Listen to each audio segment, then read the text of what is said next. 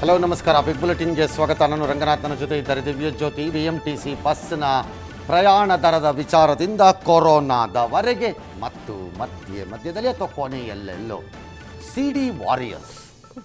ಈ CD warriors ಕತೆ ಬೇರೆ ಹೇಳಬೇಕಲ್ಲಪ್ಪ, ಅಲ್ಲಿವರೆಗೂ ಹೋಗೋಣ. ಲಾಕ್ಡೌನ್ ಸಂದರ್ಭದಲ್ಲಿ ದೀರ್ಘಕಾಲ BMTC ನಗರ ಸಾರಿಗೆ ಮತ್ತು ರಾಜ್ಯ ಸಾರಿಗೆ ಎಲ್ಲವೂ ಸ್ಥಗಿತಗೊಂಡಿದ್ದವು. ಓಪನ್ ಆದ ಮೇಲೆ BMTC ಕೆಲವು ಕಡಿಮೆ ಬಸ್ಸುಗಳಿಂದ ಸಾಮಾಜಿಕ ಅಂತರವನ್ನು ಕಾಯ್ದುಕೊಳ್ಳುವ ಆಶ್ವಾಸನೆಗಳೊಂದಿಗೆ ರಸ್ತೆಗೆ ಇಳಿಯಿತು. ಆರಂಭದ ಮೊದಲ 1 ವಾರಗಳಲ್ಲಿ ಎಲ್ಲರೂ ಪರಿಭಾವಿಸಿದ್ದು ದಿನದ ದೈನಂದಿನ ಪಾಸ್ನ ಬೆಲೆ 70 ರೂಪಾಯಿ ಅಂದಾಗ ಟಿಕೆಟನ್ನು ಕೊಡುವುದನ್ನು ತಪ್ಪಿಸಲೆಂದು ಮಾಡಿರಬಹುದು. ಬಿಕಾಸ್ ನೋಟುಗಳಿಂದ ಸೋಂಕು ಹಬ್ಬಿದರೂ ಹಬ್ಬಬಹುದು, ಅಥವಾ ಕಂಡಕ್ಟರ್ಗಳು ಜನರ ಮಧ್ಯೆ ತೂರಿ ಹೋಗಿ ಟಿಕೆಟ್ ಕೊಟ್ಟವಾಗ ಅವರಿಗೇನಾದರೂ ಆದರೆ ಏನಾದೀತು ಅನ್ನುವ ಚಿಂತನೆ ಏನೋ ಎಂದು ಪರಿಭಾವಿಸಿದರು.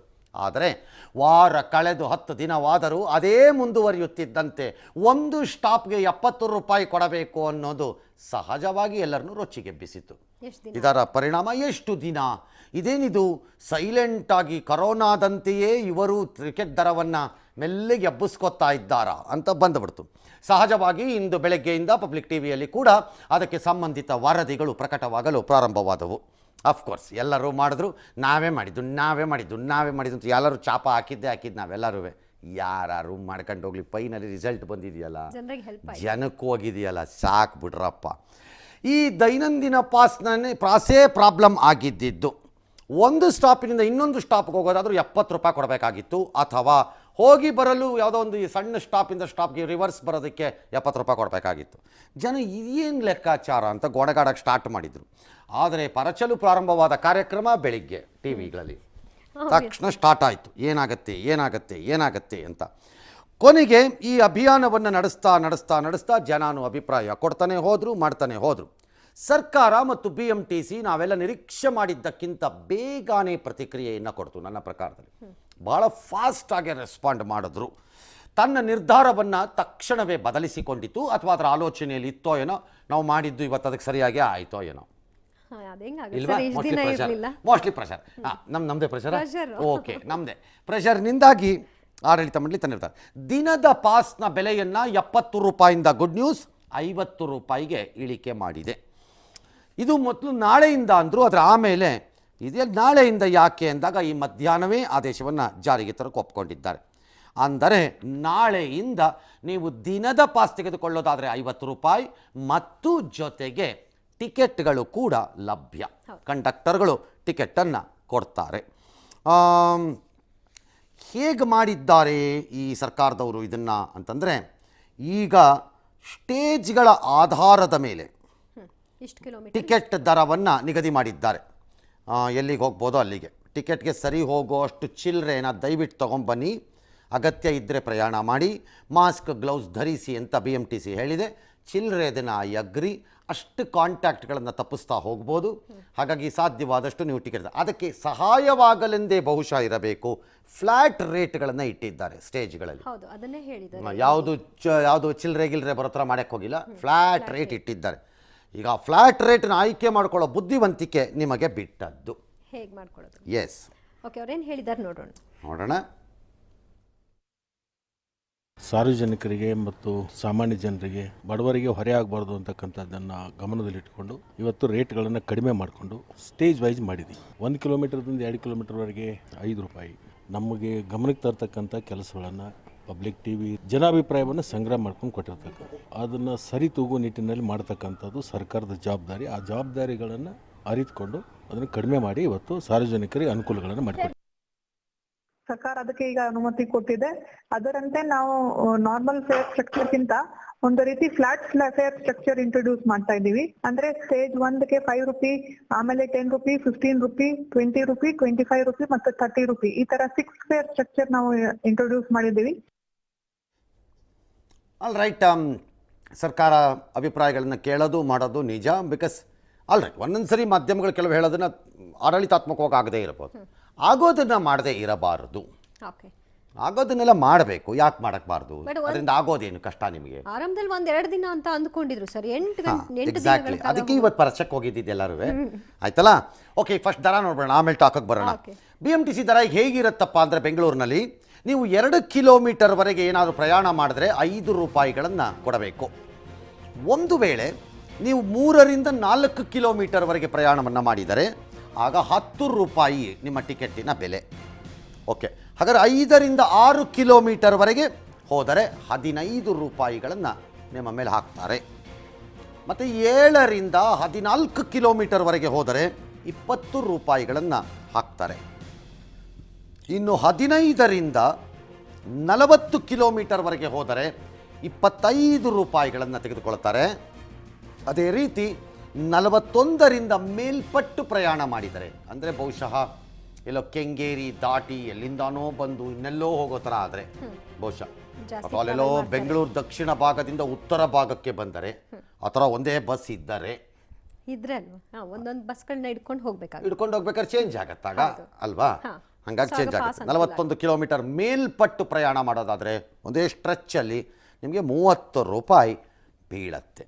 ಈಗ ಕಿಲೋಮೀಟರ್ಗಳನ್ನು ಆಯ್ಕೆ ನೀವೇ ಮಾಡ್ಕೋಬೇಕು. ಟಿಕೆಟ್ ಕಂಡಕ್ಟರ್ಗಳು ಮಾಡ್ತಾರೆ, ಒಂದು ಚೂರು ಕಿಚಿಪಿಚಿ ಇರಬಹುದು ಇದರಲ್ಲಿ.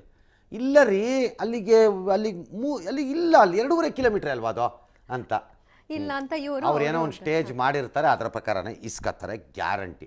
ನಿಮಗೆ ತುಂಬ ಕರೆಕ್ಟಾಗಿ ಗೊತ್ತಿದ್ರೆ ಅದನ್ನಿಂದೇನೂ ಮಾಡ್ತಿದ್ರು ಬಿಡಿ. ಒಂದು ಸ್ಟೇಜ್ ಹಿಂದೆ ಕೇಳ್ಕೊಂಬಿಟ್ರೆ ಸ್ವಲ್ಪ ದುಡ್ಡು ಉಳಿಯತ್ತೆ ಅಂತ ಒಂದು ಸ್ವಲ್ಪ ದೂರ ನಡೆದ್ರೆ ಆಗೋಯ್ತು ಅಂತ ನಡೆದು ಬಿಡ್ತಿದ್ರು ಕೆಲವರೆಲ್ಲ. ಮಾಡ್ತಿದ್ರು ಬಟ್ ನಿಮಗೆ ಬಿಟ್ಟಿದ್ದದು ಸದ್ಯಕ್ಕಿದು. ಓಕೆ, ಹಾಗಾದರೆ ಇದು ಫೈನಲ್ಲ. ಯಾಕಂದರೆ ಈ ರೇಟ್ ಬಗ್ಗೆ ಮತ್ತು ಹಳೆ ರೇಟ್ಗಳಿಗೆ ಕಂಪ್ಯಾರಿಸನ್ ಮಾಡಿ ಈಗ ಸ್ಟಾರ್ಟ್ ಮಾಡ್ತಾರೆ ಅಧ್ಯಯನಶೀಲ ವ್ಯಕ್ತಿಗಳೆಲ್ಲರೂ ಮಾಡ್ತಾರೆ ಈ ಕೆಲಸ. ಎಷ್ಟು ಬೀಳುತ್ತೆ? ಇಲ್ಲೂ ಮೋಸ, ಹಳೇದು ರೇಟಿಗೆ ಮೋಸ, ಸೈಲೆಂಟಾಗಿ ಅಪ್ಪಿಸ್ಬಿಟ್ರು ಸರ್ ರೇಟ್ನ ಅಂತ ಮಾಡ್ತಾರೆ. ಆದರೆ BMTCಯ ವ್ಯವಸ್ಥಾಪಕ ನಿರ್ದೇಶಕರು ಹೇಳ್ತಾ ಇರೋ ಪ್ರಕಾರದಲ್ಲಿ ಇದು ತಾತ್ಕಾಲಿಕ. ಇದನ್ನು ಒಂದು 15 ದಿನದಿಂದ 1 ತಿಂಗಳ ಕಾಲ ನೋಡ್ತೀವಿ. ಜನ ಯಾವ ರೀತಿ BMTCಗೆ ವಾಪಸ್ ಬರ್ತಾರೆ, ಯಾವ ರೀತಿ ಪ್ರಯಾಣಿಕರ ಸಂಖ್ಯೆ ಏರುತ್ತೆ ಅಥವಾ ಇಳಿಯತ್ತೆ, ಮತ್ತು ತಮ್ಮ ಎಲ್ಲ ಬಸ್ಸುಗಳನ್ನು ಎಷ್ಟು ವಾಪಸ್ಸು ನಾವು ರಸ್ತೆಗೆ ಹಾಕೋಕ್ಕಾಗತ್ತೆ, ಈ ಎಲ್ಲವನ್ನು ನೋಡಿಕೊಂಡು ಇದನ್ನು ಮತ್ತೆ ಪರಾಮರ್ಶೆಗೆ ಒಳಪಡಿಸ್ತೀವಿ ಅಂತ ಸದ್ಯಕ್ಕಂತೂ ಹೇಳಿದ್ದಾರೆ. ಸರಿ, ಅವರು ಆರಂಭದಲ್ಲಿ ಹೇಳಿದ್ದು ಜನರು ಅನಗತ್ಯವಾಗಿ ಓಡಾಟ ನಡೆಸೋದನ್ನ ಬ್ರೇಕ್ ಹಾಕೋದಕ್ಕೆ ಮತ್ತು ಚಿಲ್ಲರೆಯಿಂದಾಗಿ ಸೋಂಕಿತ ಪ್ರಕರಣ. ಬಟ್ ಅದನ್ನ ಮುಂದುವರಿಸ್ಕೊಂಡು ಹೋದ್ರೆಲ್ಲ ಕೇಳದೆ ಹೋಗಿದ್ರೆ ಹಿಂಗೆ ಮುಂದುವರೆದು ಬಿಡ್ತಿತ್ತೇನೋ ಅಂತ ಅನ್ಸಲ್ವ ಸರ್? ಗೊತ್ತಿಲ್ಲ, ಎಷ್ಟು ದಿನ ಆಗ್ತಿತ್ತೋ ಅಷ್ಟು ದಿನ ತಳ್ಳುತ್ತಿದ್ರೇನೋ, ಅದೇನು ಅನುಮಾನ ಇಲ್ಲ. ಬಟ್ ಪರ್ಮನೆಂಟ್ಲಿ ಮುಂದುವರ್ಸಕ್ಕೆ ಆಗ್ತಿರ್ಲಿಲ್ಲ ಅದನ್ನು. It was not possible. ಹಿಂಗೆ ಬಿಟ್ಟಿದ್ರೆ ಇನ್ನೊಂದು 15 ದಿನ ಎಳೀತಿದ್ರೇನೋ, ನಾನು ಇಲ್ಲ ಅಂತ ಹೇಳಲ್ಲ. ನೋಡೋಣ ಇರ್ರಿ, ತಿಂಗಳ ಕೊನೆವರೆಗೂ ನೋಡ್ಬಿಟ್ಟು ತಿಂಗಳು ಮೊದಲಿಂದ ಸ್ಟಾರ್ಟ್ ಮಾಡೋಣ ಅಂತ ಏನಾದ್ರು ಮಾಡ್ತಿದ್ರೇನೋ. ಬಟ್ ಪರ್ಮನೆಂಟ್ಲಿ ಇಟ್ಕೊಳಕ್ ಆಗ್ತಿರಲಿಲ್ಲ. ಒಂದೊಂದು ಬ್ರೇಕ್ ಹಾಕ್ತೀನಿ ಅಂತ ಇನ್ನೊಬ್ಬರಿಗೆ ಹೊರೆ ಆಗ್ತಿತ್ತಲ್ಲ sir? That is true. But ಆರಂಭದಲ್ಲಿ ಒಂದು 2-3 ದಿನ ಭಯ ಅವ್ರಿಗೂ ಇತ್ತು. Please give a benefit of doubt to BMTCನವ್ರಿಗೂ. ಅವ್ರಿಗೊಂದು ಸಣ್ಣ ಬೆನಿಫಿಟ್ ಆಫ್ ಡೌಟ್ ಕೊಡಿ, ಇವ್ರು ಮಾಡಿದ ಸರಿ ತಪ್ಪು ಅನ್ನೋದ್ರ ಜೊತೆಗೆ. ಆರಂಭದಲ್ಲಿ ಅವ್ರಿಗೂ ಭಯ ಇತ್ತು, ಹೆಂಗೆ ಬಸ್ ಓಡುತ್ತೆ, ಏನಾಗುತ್ತೆ, ಈಗ ಸೋಷಿಯಲ್ ಡಿಸ್ಟೆನ್ಸಿಂಗ್ ಬರುತ್ತೆ, ನಾಳೆ ಪ್ರಯಾಣಿಕರನ್ನ ಹತ್ತಿಸ್ಬೇಡಿ ಅಂತ ಹೇಳ್ತಾರೆ. ಇವತ್ತು ಫಾರ್ ಎಕ್ಸಾಂಪಲ್ ಸುಪ್ರೀಂ ಕೋರ್ಟ್ ಹೇಳಿದೆ ವಿಮಾನಯಾನ ಸಂಸ್ಥೆಗಳಿಗೆ ನೀವು ಮಧ್ಯದ ಸೀಟನ್ನು ಅಂತಾರಾಷ್ಟ್ರೀಯ ಪ್ರಯಾಣ ಮಾಡೋ ಟೈಮ್ ಅದ್ರಲ್ಲಿ ಬುಕ್ ಮಾಡಕೂಡದು ಅಂತ ಹೇಳ್ಬಿಟ್ಟಿದ್ದಾರೆ. ಮಧ್ಯದ ಸೀಟನ್ನು ಮಾಡಬೇಡಿ, 3 ಸೀಟ್ ಇದ್ರೆ ಮಧ್ಯದ ಬುಕ್ ಮಾಡಕೂಡದು, ನೀವು ಬುಕ್ಕೇ ಮಾಡಬಾರ್ದು ಅಂತ ಹೇಳ್ತಾ ಇದ್ದಾರೆ. ಓಕೆ, ತಕ್ಷಣ ವಿಮಾನಯಾನ ಸಂಸ್ಥೆಗಳು ಕೇಳ್ತಾ ಇವೆ, ಓಕೆ ನಾವು ಬುಕ್ ಮಾಡಬಾರ್ದು ಅಂತ. ಅದಕ್ಕೆ ಸುಪ್ರೀಂ ಕೋರ್ಟ್ ಹೇಳ್ತಿದೆ ವಿಮಾನಯಾನ ಸಂಸ್ಥೆಗಳ ಆರೋಗ್ಯಕ್ಕಿಂತ ನಮಗೆ ಜನರ ಆರೋಗ್ಯನೇ ಮುಖ್ಯ ಅಂತ ಹೇಳ್ತಿದೆ, ವಿಚ್ ಇಸ್ ಕರೆಕ್ಟ್. ಬಟ್ ವಿಮಾನಯಾನ ಸಂಸ್ಥೆಗಳು ರಿವರ್ಸ್ ಕೇಳ್ತಿದ್ದಾರೆ. ಹಾಗಾದ್ರೆ ಈ ಮಧ್ಯದ ಸೀಟಿಂದ ಖಾಲಿ ಬರುವಾಗ ಆಗೋ ಲಾಸ್ ತುಂಬೋರು ಯಾರು? ಹಾಗಾದ್ರೆ ನಾವು ಅದನ್ನು ಜನರ ಮೇಲೆ ಶಿಫ್ಟ್ ಮಾಡಬೇಕಾ? ಶಿಫ್ಟ್ ಮಾಡೋದು ಬೇಡ ಅಂದರೆ ಲಾಸ್ ಮಾಡ್ಕೊಂಡು ಯಾಕೆ ಓಡಿಸ್ತೀವಿ ನಾವು ಅಂತ ಅವ್ರು ಅಂತಿದ್ದಾರೆ. ಆದರೆ BMTCಗೆ ಆ ಪ್ರಾಬ್ಲಮ್ ಬಂದಿರಲಿಲ್ಲ. ಯಡಿಯೂರಪ್ಪನವರು ಹೇಳಿದ್ರು ಲಾಸ್ ಆಗತ್ತೆ ಅಂತ ಗೊತ್ತು, ಆದರೂ ನಾವು ಅದನ್ನು ಸರ್ಕಾರ ಬರೆಸ್ಕೊಡ್ತೀವಿ ಅಂತ. ಹಾಗಾಗಿ BMTCನವರು ಕ್ವಿಕ್ ಆಗಿ they must return to proper scheduling. ಈ ಏನು ಸ್ಲ್ಯಾಬ್ ಸಿಸ್ಟಮ್ ಮಾಡ್ಕೊಂಡಿದ್ದೀರಿ ಅದು ವಾಟ್ ಎವರ್ ಇಟ್ ಈಸ್, ಅದು ಕರೆಕ್ಟೋ ಸರಿನೋ. ರೌಂಡ್ ಆಫ್ ಫಿಗರ್ಸ್ ಟಿಕೆಟ್ ಮಾಡೋದು ಓಕೆ, ನನಗೇನದು ಸರಿಯಾಗಿ ಕಾಣಲ್ಲ, ಇದು ತಪ್ಪಂತಲ್ಲ. 16 ರೂಪಾಯಿ ಅಂತೆಲ್ಲ ಇಡಬೇಕಾಗಿಲ್ಲ, ಮತ್ತೆ ಎಲ್ಲ ಚೇಂಜ್ ಅದನ್ನು ತೆಗಿಬೇಕಾದ್ರೆ ರೌಂಡ್ ಆಫೇ ತರಬೇಕು. ಗೂಗಲ್ ಪೇ ಫೋನ್ ಪೇನೂ ಮಾಡ್ಕೋಬಹುದು ಅಂತ. ಎಕ್ಸಾಕ್ಟ್ಲಿ, ಈಗ ಮಾಡಬೇಕಾಗಿರೋದು BMTC ನನ್ನ ಪ್ರಕಾರ, ನನಗೆ ಗೊತ್ತಿಲ್ಲ ಅವ್ರು ಮಾಡ್ತಾ ಇದ್ದಾರೆ ಅನ್ಸುತ್ತೆ. ಆಗಲೇನೆ ಎಲ್ಲ ರೀತಿಯ ಆಟೋ ಪೇಮೆಂಟ್ಗಳನ್ನು ನೀವು ಎನ್ಕರೇಜ್ ಮಾಡ್ತಾ ಬನ್ನಿ. ಟಿಕೆಟ್ ಕೊಡೋದನ್ನು ಕೈ ಬಿಡಬೇಡಿ, ಟಿಕೆಟ್ ಇರಲಿ ಸದ್ಯಕ್ಕೆ, ಬಟ್ ಎನ್ಕರೇಜ್ ಹೆವಿ ಮಾಡೋಕ್ಕೆ ಸ್ಟಾರ್ಟ್ ಮಾಡಬೇಕು. ಇನ್ಕ್ಲೂಡಿಂಗ್ ಇದೊಂದು ಅದ್ಭುತವಾದ ಟೈಮು, ನಮ್ಮ ಎಂಟೈರ್ BMTCನಲ್ಲಿ ಪ್ರಯಾಣಿಕರು ಹತ್ತುವುದು ಮತ್ತು ಇಳಿಯುವ ಕರೋನಾ ಹೆಸರಿನಲ್ಲಿ ಇದೊಂದು ನಡೆದೇ ಹೋಗ್ಬಿಡಬೇಕು ಈ ಒಂದು ಯಜ್ಞ. ಹತ್ತೋದು ಮತ್ತು ಇಳಿಯೋ ಪರಿಪಾಠವನ್ನು ಪ್ರಾಕ್ಟೀಸಿನ ಅಭ್ಯಾಸವನ್ನು ನಾವು ಬದಲಾಯಿಸಲೇಬೇಕು. ಫ್ರಂಟಿಂದಾನೇ ಹತ್ತಬೇಕು, ಮಿಡ್ಲಲ್ಲಿ ಸೆಂಟ್ರ್ ಡೋರ್ ಇರುತ್ತೆ, ಅಲ್ಲಿಂದಾನೇ ಇಳಿಬೇಕು. ಇಳಿಯೋವಾಗ ಇಲ್ಲಿ ಕಾರ್ಡನ್ನು ಸ್ವೈಪ್ ಮಾಡಬೇಕು, ಹತ್ತೋವಾಗ ಇಳಿಯೋವಾಗ ಸ್ವೈಪ್ ಮಾಡಬೇಕು. ಅದಕ್ಕೆ ತುಂಬ ರೊಬಸ್ಟ್ ಆದ ಎಕ್ವಿಪ್ಮೆಂಟ್ಗಳು ಬಂದಿವೆ ಭಾಳ ದೇಶಗಳಲ್ಲಿ. ಅದೇ ಹಿಂಗೆ ಪಾಸ್ ಆಗೋವಾಗ ಸುಮ್ಮನೆ ಹಿಂಗೆ ಇಟ್ಕೊಂಡೋದ್ರು ಸಾಕು, ಟಿಂಗ್ ಅಂತ ಹೇಳ್ಕೊಳತ್ತದು. ಅದಕ್ಕೇನು ತುಂಬ ಹಿಂಗೆ ಹಿಡ್ಕೊಂಡು ನಿಂತ್ಕೋಬೇಕು ಅಂತ ಏನಿಲ್ಲ. ಅದಕ್ಕೆ ತುಂಬ ಫಾಸ್ಟ್ ಆಗಿದೆ. ನೀವು ಅದಕ್ಕೆ ಮೆಟ್ರೋ ಕಾರ್ಡ್ ಜೊತೆ ನಿಮ್ಮ ಕಂಬೈಂಡೋ ಅಥವಾ ನಿಮ್ಮದೇ ಕಾರ್ಡ್ ತಂದು ಮೆಟ್ರೋ ಕಂಬೈಂಡೋ ಏನಾದ್ರು ಮಾಡಿ. You should encourage this at any cost. ಇದೊಂದು ಒಳ್ಳೆ ಟೈಮ್, ಅದನ್ನು ಎನ್ಕರೇಜ್ ಮಾಡೋಕ್ಕೆ. ಹಾಗಾಗಿ ದುಡ್ಡಿನ ಪ್ರಮಾಣ, ಯಾಕಂದರೆ ನೋಟಿನ ವಿಚಾರದಲ್ಲಿ ಇರಬಹುದಾದ ಅನುಮಾನ ಏನಿದೆ ವೈರಸ್ ವಿಚಾರದಲ್ಲಿ, ಅದು ಈಗಲೂ ಇದೆ, ಮರಿಬೇಡಿ. ನೀವನ್ಬೋದು ಜನ ಏನು ನಾವು ನೋಟ್ ಕೊಟ್ಟರೆ ಕಂಡಕ್ಟರ್ ತಗೊಳಕ್ಕೆ ಅಂತ. ಕರೆಕ್ಟಪ್ಪ, ಕಂಡಕ್ಟರ್ ವಾಪಸ್ ಕೊಡೋ ನೋಟಲ್ಲೂ ನಿಮಗಿಲ್ಲ ಅಂತ ಯಾರು ಹೇಳಿದವನು? ಮತ್ತೆ ನೀವು ಬೇರೆಯವ್ರನ್ನೇ ತತ್ತಾ ಇದ್ದೀರಲ್ಲ. ನೀವು ಏನೀಗ ಕಂಡಕ್ಟರ್ಗೆ ತಗೊಳ್ಳಿ ಬಿಟ್ಟು ದುಡ್ಡನ್ನ ಅಂದ್ರೆ ಕರೆಕ್ಟಪ್ಪ, ನೀವು ಇಟ್ಕೊಂಬಂದಿರೋ ಕಾಸು ಯಾರು ಹೇಳ್ತೀರಿ? ಅದೇ ನೀವೇನು ಮೈಸೂರಲ್ಲಿ ಮುದ್ರಣಾಲಯಕ್ಕೆ ಹೋಗ್ಬಿಟ್ಟು ಹೊಡ್ಕೊಂಬಂದ್ಬಿಟ್ಟಿದ್ದೀರಾ ಚಾಪನ? ಹಾಗಾಗಿ ಇದು two way. It's A beautiful time. ನೀವು ಒಂದು ಸಣ್ಣ ಆ ಒಂದು ತಾಂತ್ರಿಕತೆಯಿಂದ ಆಟೋಮೇಷನ್ ಮಾಡೋದು ಒಳ್ಳೇದದು, ಬೆಟರ್ ಎನ್ಕರೇಜ್ ಮಾಡೋದು. ಬಟ್ ಟಿಕೆಟ್ ಕೊಡೋದು ನಿಲ್ಲಿಸಬಾರ್ದು. ಆ ಹಂತಕ್ಕೆ ಬಂದಾಗ ನೋಡೋಣ. ಓಕೆ, ಇನ್ನು ಪಬ್ಲಿಕ್ ಟಿವಿ ತಮ್ಮ ಪರವಾಗಿ ನಿಂತು ಅಭಿಯಾನ ನಡೆಸಿದ್ದಕ್ಕೆ ಜನ ಕೂಡ ಖುಷಿ ವ್ಯಕ್ತಪಡಿಸ್ತಾ ಧನ್ಯವಾದ ಸಲ್ಲಿಸಿದ್ದಾರೆ. ನೋಡೋಣ. ಇವಾಗ ಪಬ್ಲಿಕ್ ಟಿವಿ ಇಂಪ್ಯಾಕ್ಟಿಂದ ಜನಸಾಮಾನ್ಯರಿಗೆ ತುಂಬ ಅನುಕೂಲ ಆಗ್ತಿದೆ. ಇದ್ರ ಬಗ್ಗೆ ನಿಮ್ಮ ಪಬ್ಲಿಕ್ ಟಿವಿಗೆ ಅಭಿನಂದನೆ ಸಲ್ಲಿಸಬೇಕು. ಅಧಿಕಾರಿಗಳು ಎಚ್ಚೆತ್ತುಕೊಂಡು ಟೈಮ್ ಸರಿಗೆ ಬಸ್ ಮಾಡಿ stage by stage rate fix ಮಾಡಿದ್ರೆ ತುಂಬ ಅನುಕೂಲ ಆಗುತ್ತೆ. ಪಬ್ಲಿಕ್ ಟಿವಿಗೆ ತುಂಬ ಅಭಿನಂದನೆಗಳು. ಹಾಸ್ಟೆಲಲ್ಲಿ ಇರೋರು ನಾವೆಲ್ಲ ಸ್ಟೂಡೆಂಟ್ಸೇ, ನಮಗೆಲ್ಲ ಓಡಾಡೋಕ್ಕೆ ಡೈಲಿ 70 ರೂಪಾಯಿ ಬಸ್ ಚಾರ್ಜ್ಗೆ ಹೊರಟೋದ್ರೆ ನಮ್ಮ ಬೇರೆ ಖರ್ಚೆಲ್ಲ ತುಂಬ ಹಿಂಸೆ ಆಗ್ತಾಯಿತ್ತು. Public TV thank you so much. ಸಾರ್ವಜನಿಕರ ಪರವಾಗಿ ನಿಂತು ಹೋರಾಡಿ ಒಂದು ಇದು ಮಾಡಿಕೊಟ್ಟಿದ್ದೀರಾ. So thank you so much ma'am. First of all public ಟಿವಿಗೆ ಥ್ಯಾಂಕ್ಸ್ ಹೇಳ್ತೀನಿ. ಇಷ್ಟು ದಿನ ನೀವು ಈ BMTC ಸುಲಿಗೆನ ನೀವು ನಿರಂತರವಾಗಿ ನೀವು ಪ್ರಸಾರ ಮಾಡಿ ಇವತ್ತಿಗೆ 70 ರೂಪಾಯಿ ಪಾಸು 50 ರೂಪಾಯಿ ಆಗಿದೆ. ಆಮೇಲೆ ಕೆಲವು ಟಿಕೆಟ್ಗಳೆಲ್ಲ ಮಾಮೂಲಿ ಯಥಾ ಪ್ರಕಾರ ಹೆಂಗಿತ್ತು 5 ರೂಪಾಯಿ 10 ರೂಪಾಯಿ 15 20 ಆ ಥರ ಮಾಮೂಲಿ ಥರ ಆಗಿದೆ. ಹಂಗಾಗಿ ಪಬ್ಲಿಕ್ ಟಿವಿಗೆ ಇದೊಂದು ದೊಡ್ಡ ಜಯ ಅಂತ ಹೇಳ್ತೀನಿ. 5 ರೂಪಾಯಿ ಕಡಿಮೆ, ಅದು ಒಳ್ಳೆಯದೇ, ನಿಜ ಹೇಳ್ತೀನಿ. ಅದರಿಂದ ನಮ್ಗೆ ತುಂಬ ಸಂತೋಷ ಆಗ್ತಿದೆ. ಎಷ್ಟೋ ಜನ ಟಿಕೆಟ್ ಕಾಸು ಇಲ್ಲದೆ ಆ ದುಡ್ಡನ್ನ ಉಳಿತಾಯ ಮಾಡ್ಕೊಳಕ್ಕೆ ನಡ್ಕೊಂಡೇ ಹೋಗ್ಬಿಟ್ಟು ಬರ್ತಿದ್ರು. ಅಂಥ ವಿಷಯದಲ್ಲಿ ಕಡಿಮೆ ಆಗಿದ್ರೆ ನಮ್ಗೆ ಒಂಚೂರು ಖುಷಿಯಾಗಿದೆ ಮ್ಯಾಮ್, ಅನುಕೂಲ ಆಗಿದೆ. Thank you. ಅಲ್ ರೈಟ್, ನಮಗಷ್ಟೇ ಅಲ್ರಿ, ಸರ್ಕಾರಕ್ಕೂ ಹೇಳ್ರಪ್ಪ ಒಂದು ಥ್ಯಾಂಕ್ಸನ್ನು. ಹಾಕಿದ ತಕ್ಷಣ ಅವ್ರು ರಿಪೇರಿ ತಂದಿಲ್ವಾ? ಒಳ್ಳೆ ಅದವ್ರಿಗೂ ಹೇಳ್ಬಿಡಿ ಓಲಿ ಒಂದ್ಸರಿ. ಆಲ್ ರೈಟ್, ಒಟ್ಟಲ್ಲಿ ಆಗಿರೋದು ಆಗಿದೆ, ನಮ್ಗೆ ಅಷ್ಟು ಸಾಕಿದೆ. ಒಂದು ಹೊತ್ತಿನ ಊಟನಾದ್ರೂ ಸಿಗುತ್ತೆ ಅನ್ನೋದು ಅವರ ಅಭಿಪ್ರಾಯ ಆಗಿತ್ತು ಸರ್. ಎಲ್ಲ that is a very correct one. ನಾನೇನು ಅದನ್ನು ಇಲ್ಲ ಅಂತ ಹೇಳಲ್ಲ. ಮತ್ತು ನನ್ನನ್ನೇ ಯಡಿಯೂರಪ್ಪನವ್ರು ಏನಾರು ಅಪ್ಪಿ ಇವತ್ತು ರಾತ್ರಿ ನ್ಯೂಸ್ ಮುಗಿದ್ಮೇಲೆ ಫೋನ್ ಮಾಡಿದ್ರೆ ನಾನು ಹೇಳ್ತೀನಿ, ಪ್ರತಿ ವರ್ಷ 500 ಕೋಟಿ ರೂಪಾಯಿನ ಸಬ್ಸಿಡಿಯನ್ನು BMTC ಕೊಡಿ, 1000 ಕೋಟಿ ಕೊಡಿ. ನಾನು ಹೇಳ್ತೀನಿ, ಟಿಕೆಟ್ ದರನ 2 ರೂಪಾಯಿ ಇಳಿಸಿ, ಆ ಎಂಟೈರ್ ಲಾಸ್ ತಗೊಳ್ಳಿ. ಸಾರ್ವಜನಿಕ ಸಾಗಣೆನ ಎನ್ಕರೇಜ್ ಮಾಡಿ, ಪ್ರೈವೇಟ್ ವೆಹಿಕಲ್ಸನ್ನು ಡೌನ್ ಮಾಡ್ತಾ ಬನ್ನಿ. ಯಾರ್ಯಾರು ಇದನ್ನು ಮಾಡಿದ ಮೇಲೂ ಪ್ರೈವೇಟ್ ವೆಹಿಕಲ್ಸಲ್ಲಿ ಹೋಗ್ತಾರೆ ಅವ್ರ ಮೇಲೆ ಒಂದು ಹೆವಿ ಟ್ಯಾಕ್ಸೇಷನ್ ತನ್ನಿ, ಕಂಜೆಷನ್ ಟ್ಯಾಕ್ಸೋ ಗ್ರೀನ್ ಟ್ಯಾಕ್ಸೋ ಅಂತನೇ ಹೇಳ್ತೀನಿ. We should start encouraging. ಇಲ್ದಿದ್ರೆ ಸಿಟಿಗಳು ಉಳ್ಕೊಳ್ಳೋಕೆ ಸಾಧ್ಯನೇ ಇಲ್ಲ, ಸಾಧ್ಯನೇ ಇಲ್ಲ. ಇದನ್ನ ನೀವು ಧರ್ಮ ಅನ್ಕೋಬೇಡಿ, ಭಿಕ್ಷೆ ಅನ್ಕೋಬೇಡಿ BMTCಗೆ. ಇನ್ಫ್ಯಾಕ್ಟ್ ಲಾರ್ಜ್ ಅಲ್ಲಿ ಇದರಲ್ಲಿ ನಗರಕ್ಕೆ ಹೆಲ್ಪ್ ಮಾಡ್ತಾ ಇದ್ರಿ ಅಂತ ಯಾಕೆ ಅನ್ಕೊಳ್ಳಲ್ಲ ಯಾರುವೆ. ಬಟ್ ಈ ಕಡೆ ಸರ್ಕಾರದಿಂದ ಹೋಗುತ್ತಲ್ಲ ಸರ್, ಆ ಮೂಲಕ ಏನು ಹೆಲ್ಪ್ ಆಗ್ಬಹುದು ಯಾರಿಗೆ? ಸರ್ಕಾರಕ್ಕೆ. ಅಲ್ರಿ, ಸರ್ಕಾರಕ್ಕೆ ಏನು ಹೆಲ್ಪ್ ಆಗಬೇಕು? ಒಳ್ಳೆ ಕತೆ ಐತ್ರಿ. ಏನು ಸರ್ಕಾರ ಹೆಲ್ಪ್ ಮಾಡೋಕ್ಕೆ ಅದೇನು ಈ ಬಡ್ಡಿ ಸಾಲ ಕೊಡೋ ಏಜೆನ್ಸಿನ? ಅದು ಒಳ್ಳೆ ಕತೆ ಐತಲ್ಲ ಇವ್ರದ್ದು. ವೆಹಿಕಲ್ ಡೌನ್ ಆಗಲಿ, ಬೆಂಗಳೂರಿನಲ್ಲಿ ಸಾರ್ವಜನಿಕ ಸಾಗಣೆ ಎನ್ಕರೇಜ್ ಆಗಲಿ. ಕಡಿಮೆ ಇದ್ದಾಗ ಜಾಸ್ತಿ ಜನ ಟ್ರಾವೆಲ್ ಮಾಡೋ ಟೆಂಪ್ಟೇಷನ್ಸ್ ಬರುತ್ತೆ, ಪಲ್ಯೂಷನ್ ಡೌನ್ ಆಗುತ್ತೆ, ಟ್ರಾಫಿಕ್ ಡೌನ್ ಆಗುತ್ತೆ. ಆಮೇಲೆ ಯಾರ್ಯಾರು ಒಂದು ಸಣ್ಣದಾಗಿ ನಾನು ಇನ್ನೂ ನನ್ನ ಗಾಡಿನ ಯೂಸ್ ಮಾಡ್ತೀನಿ ಅಂದರೆ ಮಾಡಿ, ನೋ ಪ್ರಾಬ್ಲಮ್. ಬಟ್ ಅದಕ್ಕೊಂದು ಸಣ್ಣದು ಹಾಕಬೇಕು, ತರಬೇಕು. ಅವಾಗ ಈ ಥರ ನೀವು ಇದನ್ನು ಮಾಡಿಕೊಟ್ಟು ಮಾಡಿಕೊಡದೆ ಮಾಡಿಬಿಟ್ರೆ ಜನ ಒಪ್ಪಲ್ಲ. ಅಲ್ಲ ರೇ, ಅಲ್ಲಿ ಬಸ್ಸು ಮಾಡ್ಬಿಟ್ರೆ ಬಸ್ಸು ಇಲ್ಲ, ಇಲ್ಲಿ ನನ್ನ ಗಾಡಿಲಿ ಹೋಗಿಲ್ಲ, ಅದಕ್ಕೆ ಬೇರೆ ಟ್ಯಾಕ್ಸ್ ಹಾಕ್ತೀರಾ ಅಂತ ಕೇಳ್ತಾರೆ. ಆಮೇಲೆ ಆದರೆ ಇದನ್ನು ಮಾಡಿಕೊಟ್ಟು ಮಾಡಬೇಕು. BMTC should be seen larger public ಇಂಟ್ರೆಸ್ಟಲ್ಲಿ ನೋಡೋಕೆ ಸ್ಟಾರ್ಟ್ ಮಾಡಬೇಕು ನೀವುಗಳು. ದೂರದೃಷ್ಟಿ ಬೇಕು. ಅದು ಬೇಕದು. ಅದಕ್ಕೆ ಸರ್ಕಾರಗಳು ಒಂದು 500 ಕೋಟಿ ಹೋದ್ರೋಗ್ಲಿ 500 ಕೋಟಿ ಅಂತ ಕೊಡ್ಬೇಕು. ನೀವು ಇಳಿಸ್ಬೇಕು ಟಿಕೆಟ್ ದರ, ಏರ್ಸೋದಲ್ಲ. ಬಟ್ ಈ ಸದ್ಯದ ಕಂಡೀಷನ್ ಅಲ್ಲಂತೂ ಯಾವನು ಗೊತ್ತು ಮಾಡ್ರಿ ಅಂದ್ರೆ ಮಾಡಲ್ಲ ಇವರು. ಹೋಗ್ಲಿ ಬಿಡ್ರಿ, ನಮಗೇನು ಕರೋನಾದಲ್ಲಿ ಏನು ಮಾಡ್ತೀರೋ ಬಿಡ್ತೀರೋ ಇದಂತೂ ಏರ್ತಾ ಇದೆ.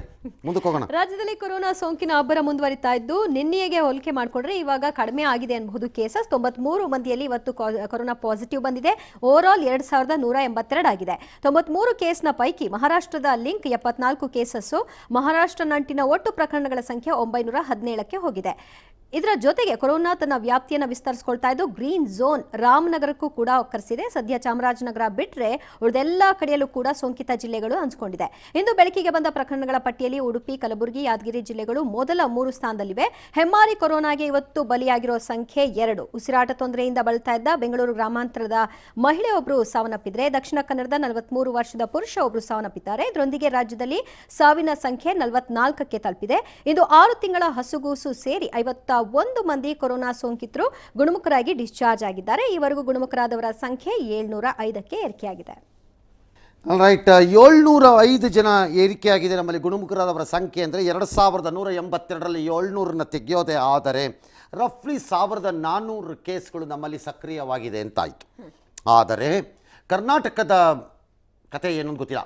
ಚಾಮರಾಜನಗರ ಒಂದು ಉಳ್ಕೊಂಡಿದೆ, ಉಳಿದೆಲ್ಲ ಜಿಲ್ಲೆಗಳಿಗೂ ಈಗ ಸೋಂಕು ಬಂದಂಗಾಗಿದೆ, ಇನ್ಕ್ಲೂಡಿಂಗ್ ರಾಮನಗರ ಭಾಳ ದಿನ ರಿಜಿಸ್ಟರ್ ಮಾಡಿದ್ರು, ಭಾಳ ಕಷ್ಟಪಟ್ಕೊಂಡ್ರು, ಆಗಲಿಲ್ಲ ತಪ್ಪಿಸ್ಕೊಳಕ್ಕೆ ಅವ್ರ ಕೈ. ತಮಿಳುನಾಡಿನಿಂದ ಬಂದವರು ಎಲ್ಲಿಂದನಾರು ಬರಲಿ, ಒಟ್ಟಲ್ಲಿ ಬಂದಿರೋದು ಬಂದಿದೆ ಅಷ್ಟೇ. ಚಾಮರಾಜನಗರ ಆ್ಯಕ್ಚುಲಿ ನನಗೆ ಅದು ಹಾಗೇ ಇರಲಿ, ಅದ್ಭುತವಾಗಿ ಪ್ರೊಟೆಕ್ಟ್ ಮಾಡ್ತಾ ಇದ್ದಾರೆ. ಅದು ಹೆಂಗಾಗ್ತಿದೆಯೋ ಗೊತ್ತಿಲ್ಲ ನನಗೆ, ಬಟ್ ಆ್ಯಕ್ಚುಲಿ ಬಾರ್ಡ್ರಲ್ಲಿರೋ ಜಿಲ್ಲೆ ಅದು. ಸಾಮಾನ್ಯ ಗಡಿಯಲ್ಲಿರುವ ಜಿಲ್ಲೆಗಳಿಗೆ ಫಸ್ಟ್ ಅಟ್ಯಾಕ್ ಆಗಬೇಕು, ನೆರೆ ರಾಜ್ಯಗಳದ್ದು. ನಮ್ಮ ರಾಜ್ಯಕ್ಕೆ ಅದೇ ಪ್ರಾಬ್ಲಮ್ ಆಗಿರುತ್ತೆ, ಮಹಾರಾಷ್ಟ್ರ ವಿಚಾರದಲ್ಲಾಗಲಿ ಮತ್ತೊಂದಾಗಲಿ ಮಗದೊಂದಾಗಲಿ. ಲೆಟ್ಸ್ ಸಿ, ಈಗ ಇನ್ನೂ ಆರಂಭ ಅಂತ ಕಾಣುತ್ತೆ ಕರ್ನಾಟಕದಲ್ಲಿ. ನೋಡೋಣ ಆವಾಗ ಮುಂದಿನ ಸಂಖ್ಯೆಗಳು ಏನಾಗುತ್ತೆ ಅಂತ. ಈಗ ಬೆಂಗಳೂರಿನಲ್ಲಿ ಒಟ್ಟು 9 ಕೇಸ್ಗಳು ಇವತ್ತು ಬಂದಿದ್ದರೆ 274ಕ್ಕೆ ಹೋಗಿದೆ. ಇದರಲ್ಲಿ ಮಹಾರಾಷ್ಟ್ರ ಅದು ಒಂದಿದೆ. ಉಳಿದಂತೆ ಅದರಲ್ಲಿ ನಿನ್ನೆ 4 ಕೇಸ್ ಕೊಟ್ಟಿದ್ವಿ ನಾವು ಆ್ಯಕ್ಚುಲಾಗಿ ಹೇಳಬೇಕು ಅಂದರೆ. ಇನ್ನು ಉಡುಪಿಗೆ ಹೋಗೋದಾದರೆ ನಾವು ಅಲ್ಲಿ ಒಂದು 32 ಕೇಸ್ ಬಂದಿದೆ ಇವತ್ತು, ಹಾಗಾಗಿ 108ಕ್ಕೆ ಹೋಗಿದ್ದಾರೆ. ಇದರಲ್ಲಿ ದುಬೈನಿಂದ ಬಂದವ್ರದ್ದೊಂದು 2 ಮತ್ತು ಮಹಾರಾಷ್ಟ್ರದ್ದು ಒಂದು 28 ಲಿಂಕ್ ಇದೆ. ಉಡುಪಿನಲ್ಲಿ 28, ಮಹಾರಾಷ್ಟ್ರದ್ದು. ಓಕೆ. ಕಲಬುರಗಿ 16 ಬಂದಿದೆ ಇವತ್ತು. ಮುಂಬೈ ಕಂಟಕ ಏನು ತಪ್ತಾ ಇರೋಂಗಿಲ್ಲ.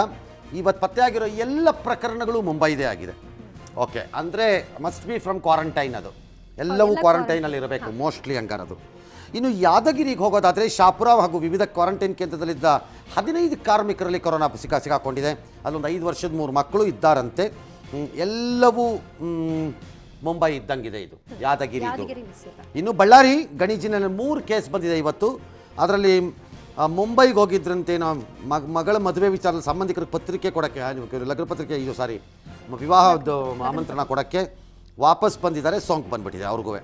ಹಾಸ್ಪಿಟಲ್ ಬಂದಮೇಲೆ ತಂದೆ ತಾಯಿ ಎಲ್ಲರಿಗೂ ಬಂದಿದೆ ಈಗ, ಹಂಗಾಗಿ ಅವ್ರಿಗೆ ಬಂತು, ಅದು ಮುಂಬೈ ಲಿಂಕ್ ಆಯಿತು. ರಾಮನಗರದಲ್ಲಿ ಮೊದಲ ಪ್ರಕರಣ ಬಂದಿದೆ. ಚೆನ್ನೈನಿಂದ ಬಂದು ಕುದೂರಿನಲ್ಲಿ ಕ್ವಾರಂಟೈನಲ್ಲಿ ಇದ್ರಂತೆ ಕುಟುಂಬದೊಂದರದ್ದು 2 ವರ್ಷದ ಮಗುಗೆ ಸೋಂಕು ಬಂದಿದೆ. 2 ವರ್ಷದ ಮಗುಗೆ ಬಂದಿದೆ ಅಂದರೆ ಇನ್ನು ಯಾರಿಗೋ ಬಂದಿರಬೇಕು ಅಕ್ಕಪಕ್ಕ, ಅಲ್ಲಿ ನೋಡ್ಬೇಕು ಅದನ್ನು ಏನಾಗುತ್ತೆ ಅಂತ. ಮಾಗಡಿ ಅಲ್ಲಿ ಯಾವುದೋ KSRTC ಬಸ್ ಚಾಲಕರಿಗೊಬ್ಬರಿಗೆ ಬಂದುಬಿಟ್ಟಿದೆ. ಅವರು ಮಾಗಡಿಯಿಂದ ಬೆಂಗಳೂರಿಗೆ ಬಸ್ ಓಡಿಸ್ತಿದ್ರು. ನಿತ್ಯ ಸ್ವಗ್ರಾಮ ತುಮಕೂರು ಮಾವಿನಕುಂಟೆಯಿಂದೆಲ್ಲ ಓಡಾಡ್ತಿದ್ರಂತೆ. ಮಾವಿನಕುಂಟೆ ಈಗ ಗ್ರಾಮನೆಲ್ಲ ಸೀಲ್ ಮಾಡಿದ್ದಾರೆ, 6 ಮಂದಿನ ಕ್ವಾರಂಟೈನ್ ಮಾಡಿದ್ದಾರೆ. ಬಟ್ KSRTCಲಿ ಒಬ್ಬರಿಗೆ ಬಂದಿದೆ, ಹೇಗೆ ಬಂದಿದೆ ಗೊತ್ತಾಗ್ತಿಲ್ಲ. ಕೋಲಾರ 2 ಬಂದಿದೆ. ಚೆನ್ನೈನ ಕೊಯಂಬೇಡು ಮಾರ್ಕೆಟ್ಗೆ ಹೋಗಿ ಬಂದಿದ್ರು. ಮೈ ಗುಡ್ನೆಸ್, ಅಲ್ಲಿಗೆ ಹೋಗಿ ಬಂದಮೇಲೆ ಬರದೇ ಇದ್ದರೆ ಸಾಧ್ಯನೇ ಇಲ್ಲ. ಕೋಲಾರ ಜಿಲ್ಲೆ ಮುಳಬಾಗಿಲು ಯಾಕೆ ಅಂತಂದರೆ ಕೊಯಂಬೇಡು ಮಾರ್ಕೆಟ್ ಏನಿದೆ ಚೆನ್ನೈನಲ್ಲಿ, ಅದೇ ಸೂಪರ್ ಸ್ಪ್ರೆಡರ್ ಆಗಿರುವಂಥ ಮಾರ್ಕೆಟ್ ಅದು. ನಾವು KR ಮಾರ್ಕೆಟಲ್ಲಿ ಅಥವಾ ಬೇರೆ ಬೇರೆ ಮಾರ್ಕೆಟ್ಗಳಲ್ಲೆಲ್ಲ ಬಂದಾಗ ಹೇಳ್ತಾ ಇದ್ವಿ ಆರಂಭದಲ್ಲಿ, ಇದ್ಯಾವ ಊರು ಲಾಕ್ಡೌನು, ಇದ್ಯಾವ ಊರು ಸೀಲ್ ಡೌನು, ಸಂತೆ ಅನ್ಕೋತಾ ಇದ್ವಿ. ಆ ಮಾರ್ಕೆಟನ್ನು ಮುಚ್ಚಕ್ಕೆ ತಡ ಮಾಡಿದ್ದಿದ್ದು ಇವತ್ತು ಇಡೀ ಚೆನ್ನೈನ ಹಣೆ ಬರಹದ ಇದು ಸಿಗಾಕೊಂಡಿದ್ದಾರೆ ಇವತ್ತು ಅವ್ರ ಹಣೆ ಬರಹ. ಮುಳಬಾಗಿಲಿನಲ್ಲಿ ಚಾಲಕರೊಬ್ಬರಿಗೆ ಬಂದಿದೆ. ಆಂಧ್ರದ ಸೋಂಕಿತರ ಜೊತೆ ಏನೋ ಆಗಿತ್ತಂತೆ ಅವ್ರಿಗೆ. ಸೆಕ್ಯೂರಿಟಿ ಗಾರ್ಡ್ಗೂ ಎಲ್ಲೋ ಒಂದು ಬಂದಿದೆ. ಶ್ರೀನಿವಾಸಪುರದಲ್ಲಿ ಒಬ್ಬರಿಗೆ ಬಂದಿದೆ, ಅಲ್ಲಿ 2 ಬಂದಿದೆ. ಕೋಲಾರದಲ್ಲಿ, ಧಾರವಾಡದಲ್ಲಿ 4, ದಕ್ಷಿಣ ಕನ್ನಡದಲ್ಲಿ 3, ಮಂಡ್ಯ 2, ಬೆಳಗಾವಿ ವಿಜಯಪುರ ತಲಾ 1. ಎಲ್ಲ ಮಹಾರಾಷ್ಟ್ರ ಲಿಂಕ್ ಇದೆ. ಇನ್ನು ನಿನ್ನೆ ಬೆಳಕಿಗೆ ಬಂದ ಹಾಸನದ KSRP ಪೇದೆ ಕೇಸ್ ನಂಬರ್ 1993ರ ಟ್ರಾವೆಲ್ ಹಿಸ್ಟ್ರಿ ಎಲ್ಲರ ಆತಂಕಕ್ಕೆ ಕಾರಣವಾಗ್ತಾ ಇದೆ. ಸೋಂಕಿನ ಪೇದೆಯ ಟ್ರಾವೆಲ್ ಹಿಸ್ಟ್ರಿ ಏನು ಅಂತ ನೋಡ್ಬಿಡೋಣ. ಆಲ್ ರೈಟ್, ಟ್ರಾವೆಲ್ ಹಿಸ್ಟ್ರಿನ ಸಾಮಾನ್ಯವಾಗಿ ನಾವು ಯಾಕೆ ನೋಡ್ತೀವಿ ಅಂತಂದರೆ, ಅಥವಾ ನೋಡಬೇಕು, ಆರೋಗ್ಯ ಇಲಾಖೆಯವರಾಗಲಿ ಯಾರೇ ಆಗಲಿ, ಕಾರಣ ಇದರ ಸ್ಪ್ರೆಡ್ ಏನಾಗ್ಬೋದು, ಇದು ಎಷ್ಟು ಜನಕ್ಕೆ ಹಬ್ಬ ಬಿಡಬಹುದು ಇದರಿಂದ ಅನ್ನೋದನ್ನು ನೋಡಲಿಕ್ಕೆ. ಇವರು ಮೇ 7ರಿಂದ 19ರವರೆಗೆ ಬೆಂಗಳೂರು ಮತ್ತು ಹಾಸನದ ವಿವಿಧೆಡೆಗಳಲ್ಲಿ ಕಾರ್ಯವನ್ನು ನಿರ್ವಹಿಸಿದ್ದಾರೆ. ಎಲ್ಲ ಸಹಜವಾದ ಸಹೋದ್ಯೋಗಿಗಳು KSRP ಅಂದರೆ ಒಂದು ವ್ಯಾನಲ್ಲಿ ಇರ್ತಾರೆ, ಸಹಜವಾಗಿ ಜೊತೆಯಲ್ಲಿ ಇರ್ತಾರೆ ಅವರುಗಳು. ಒಟ್ಟಿಗೆ ಆಟ ಆಡೋದು, ಟೈಮ್ ಇಲ್ಲ ಅಂತ ಕೆಲಸ ತುಂಬ ಡ್ಯೂಟಿ ಟಫ್ ಆಗಿಲ್ಲ ಅಂತಂದ್ರೆ ಆಟ ಆಡ್ಕೊಂಡು ಕೂತ್ಕೊಳ್ಳೋದು, ಅಥವಾ ಒಟ್ಟೊಟ್ಟಿಗೆ ಕೂತ್ಕೊಳ್ಳೋದು ಒಂದು ಕಟ್ಟೆ ಮೇಲೆ ಎಲ್ಲರೂ, ಅಥವಾ ಬಸ್ಸಲ್ಲೇ ಸುತ್ತಲೂ ಕೂತ್ಕೊಳ್ಳೋದು, ಈ ಥರ ಏನೋ ಕಾಲ ಕಳೀತಾ ಇರ್ತಾರೆ ಅವ್ರುಗಳು. ಅಲ್ಲೆಲ್ಲ ಬಿಹಾರದ ಹತ್ರ ಮಾದನಾಯಕನಹಳ್ಳಿಗೆ ಹೋಗಿದ್ರಂತೆ, ಅಲ್ಲಿಂದೆಲ್ಲ ಹತ್ತಿಬೆಲೆ ಚೆಕ್ ಪೋಸ್ಟ್ಗೆ ಹೋಗಿದ್ರಂತೆ, ಅಲ್ಲಿ ಯಾವುದೋ ಕಲ್ಯಾಣ ಮಂಟಪಗಳಲ್ಲಿ ಉಳ್ಕೊಂಡ್ರಂತೆ, ಆಮೇಲೆ ರಾಮನಗರಕ್ಕೆ ಬಂದಿದ್ದಾರೆ, ಅಲ್ಲಿಂದ ರೇಷ್ಮೆ ಗೂಡಿನ ಮಾರುಕಟ್ಟೆಗೆ ಹೋಗಿದ್ದಾರೆ, ಎಕ್ಕಮಕ್ಕ. ಆಮೇಲೆ ಹಾಸನಕ್ಕೆ ವಾಪಸ್ ಬಂದ ಮೇಲೆ ಆಟೋಲೆಲ್ಲ ಹೋಗಿ ಪುಸ್ತಕ ಮಳಿಗೆ, ಬಟ್ಟೆ ಅಂಗಡಿ, ದಿನಸಿ ಅಂಗಡಿ ಎಲ್ಲ ಕಡೆಗೆ ಹೋಗಿ ಬಂದಿದ್ದಾರೆ. ಎಲ್ಲದಕ್ಕಿಂತ ಇಂಪಾರ್ಟೆಂಟ್, ಮೇ 19ನೇ ತಾರೀಕು ಅವರ 94 ಸಹೋದ್ಯೋಗಿಗಳ ಜೊತೆ PT ಅದರಲ್ಲೂ ಕೂಡ ಎಕ್ಸಸೈಸ್ ಇದರಲ್ಲೂ ಕೂಡ ಭಾಗವಹಿಸಿದ್ದಾರೆ. ಅವತ್ತು ರಾತ್ರಿನೇ ಜ್ವರ ಬಂದಿದೆ, ಸಿಗಾಕೊಳ್ತು, ನೋಡಿದ್ರೆ ಈಗ ಇದಾಗಿದೆ. 12 ದಿನದಲ್ಲಿ ಅದು ಎಷ್ಟು ಜನಕ್ಕೆ ಸಂಪರ್ಕ ಬಂದಿದೆಯೋ. ಸೊ ಗೊತ್ತಿಲ್ಲ ಈ ಕೇಸ್ ಏನು ಮಾಡತ್ತೆ ನಮ್ಮನ್ನು ಅಂತ. ಸಮುದಾಯಕ್ಕೆ ಹೋಗೋ ಸಾಧ್ಯತೆಗಳು ಇರುತ್ತೆ ಸರ್ ಇದರಿಂದ? ಹೇಳೋಕ್ಕಾಗಲ್ಲ ಹಂಗೇನು ತಕ್ಷಣ, ಬಿಕಾಸ್ ಜೊತೇಲಿದ್ರು ಅಂದ ತಕ್ಷಣ ಅಂಟ್ಕೊಂಡು ಓಡಾಡಿದ್ದಾರೆ ಅಂತ ಏನು ಹೇಳಕ್ಕೆ ಬರಲ್ಲ. ಅಂಗಡಿಗೆ ಹೋಗಿದ್ರು ಅಂದ ತಕ್ಷಣ ಅಲ್ಲಿ ಅಂಗಡಿನಲ್ಲಿ ಅವನ್ನ ಅವಾರಿ ಅಂತ ತಟ್ಟಿ ಮಾತಾಡಿದ್ದಾರೆ ಅಂತ ಏನಲ್ಲ ಅದು. ಆಟೋಲ್ ಹೋದ್ರು ಅಂತ ನಂಗಾರಿಗೆ ಆಟೋಲ್ ಹೋದ್ರೆ ಈಗ ಆಟೋಲೆಲ್ಲ ಓಡಾಡ್ತಾ ಇದ್ದಾರೆ, ಏನು ಮಾಡೋಣ, ಹಂಗಲ್ಲ ಅದು. ಎರಡನೇದು, ಸಾಮಾನ್ಯವಾಗಿ ಈ ರೀತಿ ಸೋಂಕುಗಳು ಬಂದಾಗ ಬಂತು ಅಂದ ತಕ್ಷಣ ಗಾಬರಿ ಆಗಬೇಕಾಗಿಲ್ಲ. ನಂಬರ್ 1, ಯಾಕಂದರೆ ಮೈಲ್ಡ್ ಇರಬಹುದು, ಅದು ಭಾಳ ಸಿವಿಯರ್ ಸ್ಟೇಜ್ಗೆ ಹೋಗದೇ ಇರಬಹುದು, ರಿಸ್ಕ್ ಏರಿಯಾಗಿ. ಮೈಲ್ಡ್ ಇದ್ದಾಗ ಅವರ ದೇಹ ಶಕ್ತಿಯುತವಾಗಿದ್ದರೆ, ರೋಗ ನಿರೋಧಕ ಶಕ್ತಿಗಳು ಅವ್ರ ಹತ್ರ ಇದ್ದರೆ ಬಹು ಸುಲಭವಾಗಿ ಆಚೆಗೆ ಬಂದ್ಬಿಡ್ತಾರೆ ಅವ್ರುಗಳು, ಮೈಲ್ಡ್ನವರು. ನಮಗೆ ಪಾಸಿಟಿವ್ ಅಂತ ಒಂದು ಲೆಕ್ಕಕ್ಕೆ ಇನ್ನೊಂದು ಸೇರ್ಕೊಂಡ್ಬಿಡುತ್ತೆ, ನಾನು ಇಲ್ಲ ಅಂತ ಹೇಳಲ್ಲ, ಬಟ್ ವೆರಿ ಮೈಲ್ಡ್ ಇರುತ್ತದು. ಆ ಮೈಲ್ಡ್ ಇದ್ದಾಗ ಅದಕ್ಕೆ ಅದು ಅಷ್ಟೇನು ತೊಂದರೆ ಆಗಲಿಕ್ಕಿಲ್ಲ. ಇದರಲ್ಲಿ ಎಷ್ಟು ಜನಕ್ಕೆ ಆ ರೀತಿ ಬಂದಿದೆಯೋ, ಎಷ್ಟು ಜನಕ್ಕೆ ಗಂಭೀರವಾಗುತ್ತೋ ನಮಗಿನ್ನೂ ಅರಿವಿಲ್ಲ. ಜನಸಂದಣಿ ಇರೋ ಕಡೆಯಲ್ಲೇ ಅವ್ರು ಕೆಲಸ ಬಟ್ ಮಾಡ್ತಾರೆ. ವರಿಯಿಂಗ್ ಆಗ್ತಾ ಇರೋದು ಅದಲ್ಲ. ವರಿಯಿಂಗು ಏನಪ್ಪ ಅಂದರೆ ನಮ್ಮ ಚಿಂತೆಗೆ ಕಾರಣ ಆಗ್ತಾ ಇರೋದು, ಇನ್ಕ್ಲೂಡಿಂಗ್ ನ್ಯೂಯಾರ್ಕ್ ಅಂತ ಸಿಟಿನಲ್ಲಿ ಡಿಲೈಡ್ ಅಪಿಯರೆನ್ಸ್ ಅಂತ ಹೇಳ್ತಿದ್ದಾರೆ. ಅಂದರೆ ತಡವಾಗಿ ಕಾಣಿಸಿಕೊಳ್ಳುತ್ತಿರುವುದು ಮಕ್ಕಳಲ್ಲಿ ಅಂತ. ಮಕ್ಕಳಲ್ಲೇ ತಡವಾಗಿ ಬರ್ತಾ ಇದೆ ಮಕ್ಕಳಲ್ಲಿದು. ದಿಸ್ ಈಸ್ ಡೇಂಜರಸ್ ಅನ್ನೋಂಥ ಭಾಳ ಗಾಬರಿ ಮಾಡ್ಕೊಂಡಿದ್ದಾರೆ ಅನ್ಸುತ್ತೆ US-ನಲ್ಲೆಲ್ಲ, ಅಮೆರಿಕಾಲೆಲ್ಲ ತುಂಬ ಗಾಬರಿ ಮಾಡ್ಕೊಂಡ್ಬಿಟ್ಟಿದ್ದಾರೆ. ಅದಕ್ಕೆ ತಡ ಆಗೋದು ಡೇಂಜರ್ ಹೇಗಾಗುತ್ತೆ ಸರ್? ತಡವಾಗಿ ಕಾಣಿಸ್ಕೋತಾ ಇದೆ, ತಡವಾಗಿದ್ದ ಡೇಂಜರ್ ಅಲ್ಲ, ತಡವಾಗಿ ಕಾಣಿಸ್ಕೋತಾ ಇದೆ, ಮಕ್ಕಳಿಗೆ ಬರ್ತಾ ಇದೆ ಇದು ಅನ್ನೋದು ಬಂದಿದೆ. ಹಾಗಾಗಿ ಈಗಲೂ ಹೇಳ್ತೀನಿ, ಮಕ್ಕಳನ್ನು ಸ್ವಲ್ಪ ಎಚ್ಚರಿಕೆಯಿಂದ ಇಟ್ಕೊಳ್ಳೋದು ಒಳ್ಳೆಯದು. ನೀವುಗಳು ಮಕ್ಕಳು ಮತ್ತು ವಯಸ್ಸಾದವರು ಈಗಲೂ ಅಟ್ಯಾಕಲ್ಲಿದ್ದೀರಿ, ನೀವು ಈಗಲೂ ಅಟ್ಯಾಕಲ್ಲಿದೆ. ಎರಡೂ ಕೆಟಗರಿ, ಎರಡೂ ವರ್ಗದ ಇದು ಮಕ್ಕಳು ಅಷ್ಟೇ, ವಯಸ್ಸಾದವರು ಅಷ್ಟೇ, ಇಬ್ಬರು ಅಟ್ಯಾಕಲ್ಲೇ ಇದೆ. ವಯಸ್ಸಾದವ್ರಿಗೆ ಸಹಿಸ್ಕೊಳಕ್ಕಾಗಲ್ಲ, ಮಕ್ಕಳಿಗೆ ಬೇಗ ಬಂದ್ಬಿಡುತ್ತೆ ಒಳಕ್ಕೆ. ಹಾಗಾಗಿ ಮಕ್ಕಳಿಗೆ ಬಂದರೆ ಹಬ್ಬೋದು ಸುಲಭ ಆಗ್ಬಿಡ್ಬೋದು, ಯಾಕಂದರೆ ಮಕ್ಕಳೆಲ್ಲ ಆಟ ಆಡ್ತಿರ್ತಾರೆ, ಹೇಳಕ್ಕೆ ಬರಲ್ಲ. ಹಾಗಾಗಿ ಕೇರ್ಫುಲ್ ಆಗಿರೋದು ಒಳ್ಳೆಯದು. ಪೇರೆಂಟ್ಸು ನಿಮ್ಮ ಮಕ್ಕಳನ್ನು ನೀವು ಹೇಗೆ ಕಂಟ್ರೋಲ್ ಮಾಡ್ತೀರಿ, ನಿಯಂತ್ರಿಸ್ತೀರಿ ಅನ್ನೋದು ನಿಮಗೆ ಬಿಟ್ಟಿದ್ದು ಎಗೈನ್.